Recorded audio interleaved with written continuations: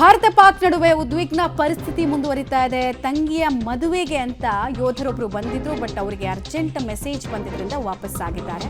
April 22ನೇ ತಾರೀಕು ರಜೆ ಮೇಲೆ ಬಸವಕಿರಣ ಬಿರಾದಾರ್ ಅವರು ಬಂದಿರ್ತಾರೆ. ಬಾಲ್ಕಿ ತಾಲೂಕಿನ ಚಂದಾಪುರ ಗ್ರಾಮದ ವೀರಯೋಧ ಬಸವಕಿರಣ ಅವರು ತುರ್ತಾಗಿ ನಿರ್ಗಮಿಸಿದ್ದಾರೆ, ವಾಪಸ್ ಆಗಿದ್ದಾರೆ ಎಂದು ಗೊತ್ತಾಗ್ತಾ ಇದೆ. ಪಂಜಾಬ್ನ ಅಮೃತ್ಸರದಲ್ಲಿ ಬಸವಕಿರಣ ಅವರು ಸೇವೆಯನ್ನು ಸಲ್ಲಿಸ್ತಾ ಇದ್ದಾರೆ. ಈಗ ಅಲ್ಲಿ ಬಹಳ ಪರಿಸ್ಥಿತಿಗಳು ಎಲ್ಲ ಉದ್ವಿಗ್ನ ಆಗ್ತಾ ಇರೋದ್ರಿಂದ ಇವರ ಸೇವೆ ಅಗತ್ಯ ಅಂತ ಸೇನೆಯವರನ್ನ ಕರೆಸ್ಕೊಳ್ತಾ ಇದೆ. ತುಂಬಾ ಜನ ರಜೆ ಮೇಲೆ ಬಂದಿದ್ದವರು ಎಲ್ಲರಿಗೂ ಕೂಡ ಇಮಿಡಿಯೇಟ್ ಆಗಿ ಕರೆಸ್ಕೊಳ್ಳುವಂತಹ ಸಂದರ್ಭ.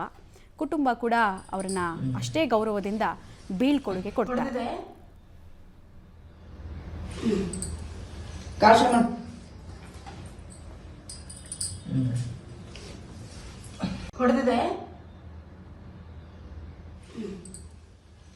ಭಾರತೀಯ ಸೈನ್ಯಕ್ಕೆ ಜಯವಾಗಲಿ. ನನ್ನ ತಮ್ಮ ಬಸವಕಿರಣ್ ಬಿರಾದರ್ ಒಂದು 8 ದಿವಸ ಕೆಳಗೆ ನನ್ನ ತಂಗಿ ಮದುವೆ ಇತ್ತು. ರಜೆ ತಗೊಂಡು ಬಂದಿದ್ದ.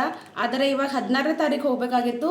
ಮುಂಚೆನೇ ಕರೆ ಬಂದ ತಕ್ಷಣ ನನ್ನ ತಮ್ಮನಿಗೆ ಕುಟುಂಬಸ್ಥರೆಲ್ಲರೂ ಸೇರಿ ಬೀಳ್ಕೊಟ್ಟಿದ್ದೀವಿ. ಪಂಜಾಬ್ ಬಾರ್ಡರ್ನಲ್ಲಿ ಅವ ಕಾರ್ಯನಿರ್ವಹಿಸ್ತಾ ಇದ್ದ. ಇವಾಗ ಮತ್ತೆ ಅಲ್ಲಿಗೆ ಹೋಗಿದ್ದಾನೆ.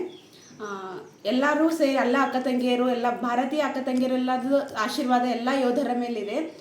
ಎಲ್ಲರೂ ಯೋಧರೆಲ್ಲರೂ ಯಶಸ್ವಿಗೊಳ್ತಾರೆ ಅಂತಕ್ಕಂಥ ನಂಬಿಕೆ ನಮಗಿದೆ. ಆದ ಕಾರಣ ಉಗ್ರರ ಕಣ್ಣು ನಮ್ಮ ಭಾರತ ದೇಶದ ಮೇಲಿದೆ. ಆದರೂ ಕೂಡ ನಮ್ಮ ತಮ್ಮನಿಗೆ ಹಿಡ್ಕೊಂಡು ಎಲ್ಲ ಯೋಧರು ಕೂಡ ಅವರನ್ನು ಮಟ್ಟ ಹಾಕಿ ಜಯಶೀಲರಾಗ್ತಾರೆ ಅನ್ನಕ್ಕಂಥ ಎಲ್ಲ ಭಾರತೀಯರಿಗೆ ನಂಬಿಕೆ